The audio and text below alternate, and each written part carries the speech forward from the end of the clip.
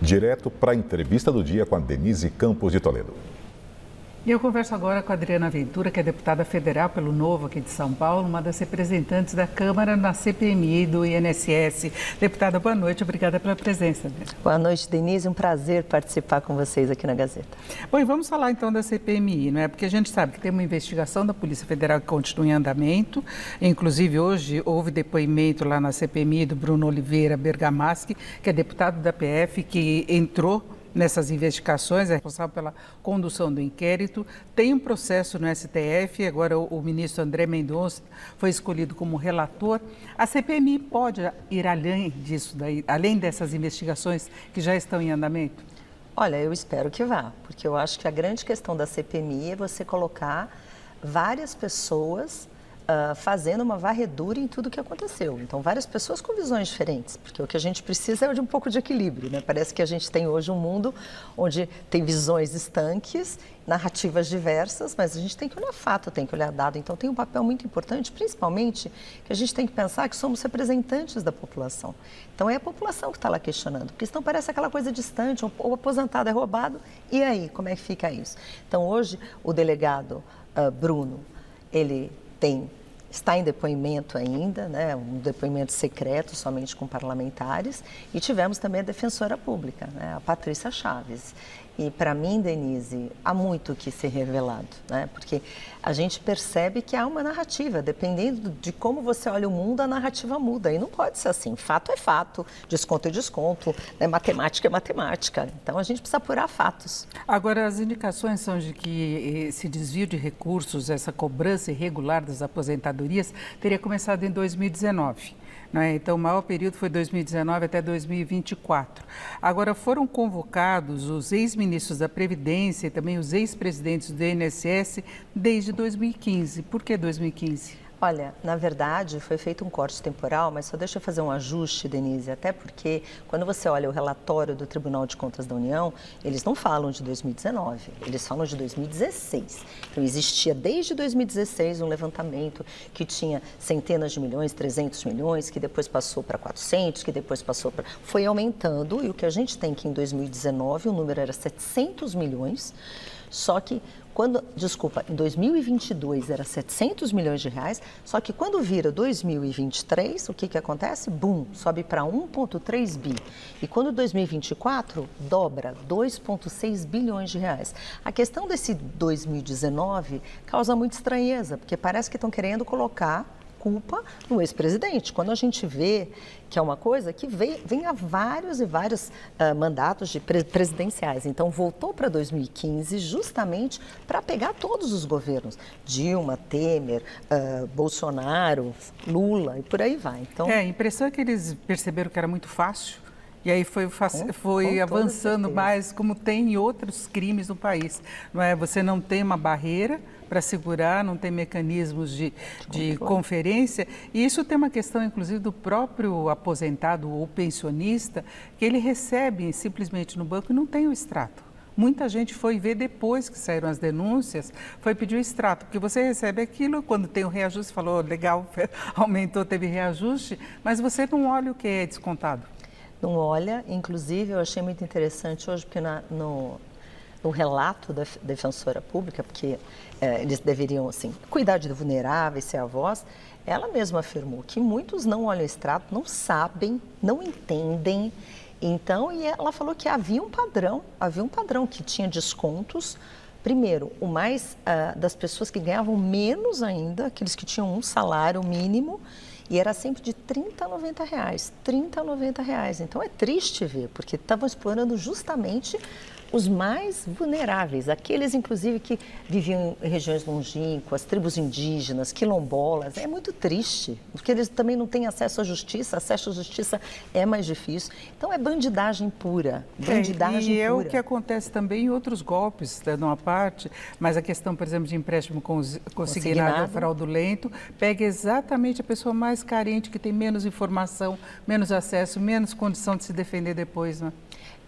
E outra coisa também que foi muito dita hoje, que essa questão dos descontos das associações, das entidades irregulares, sem autorização, 95% era sem autorização. E estavam sempre também vinculados, em sua maioria, a empréstimos consignados. Então, a gente vê que é um grande esquema que perdurou, deixou muitos bilionários por aí, e a gente vê o problema da impunidade no nosso país, não é, Denise? Porque se fazem isso é porque pode fazer. Se faz isso é porque ninguém pega, ninguém investiga, ninguém prende. Então, realmente, a gente precisa passar limpo, né, o que é a questão de justiça, porque hoje, por exemplo, e a gente fala da 2019, que para mim é uma narrativa, né? Então a gente vê que a base do governo fala 2019 para pôr a culpa, não, é do Bolsonaro, não, isso é uma coisa meio sistêmica. Agora essa polarização não vai ficar na CPMI também? Porque houve briga, inclusive, para a escolha de presidência, vice-presidente, depois diretoria, quem faz parte da comissão, quem não faz, a gente vê que tem discursos paralelos. Não é? Isso não torna mais improdutiva ou reduz o potencial da CPMI? Com toda certeza. Uma coisa que eu achei muito positivo é que, mesmo assim, o senador Carlos Viana e o Alfredo Gaspar, o relator, eu acho que eles foram muito ponderados e felizes nas conduções, porque retroagiu para 2015... até hoje, então isso quer dizer, a gente está falando de todos os governos, porque daí todo mundo...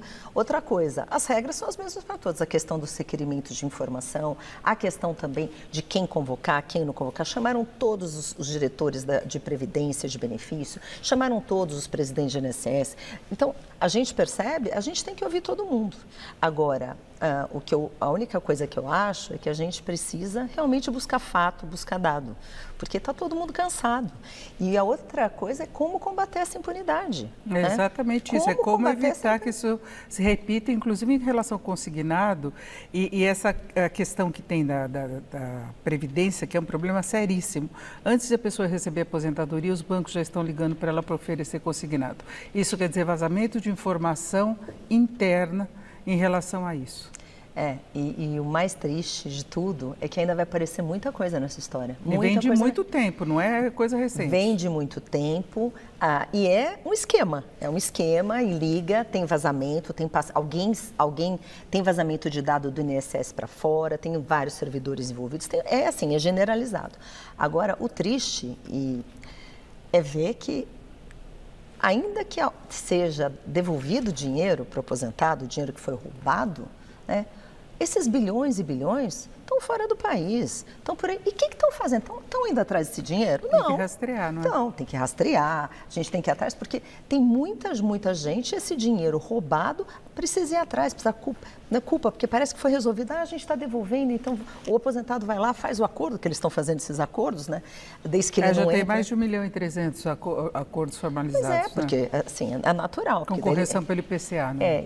Mas quem está pagando isso é a população brasileira, de novo. Então a gente foi roubado, está pagando de novo, e cadê esse dinheiro? A gente tem que realmente ir atrás desses bandidos, desses culpados. Agora a CPMI já está ouvindo o representante aí da Polícia Federal, agora a Polícia Federal tende a continuar rastreando o caminho desse dinheiro, né? Sim, houve um momento, descobriram em outro inquérito, né, parlamentares envolvidos daí recolheram, foi para o STF, eu espero que o STF não atrapalhe as investigações blindando pessoas, porque a gente realmente está falando de impunidade e ninguém tem que ser poupado.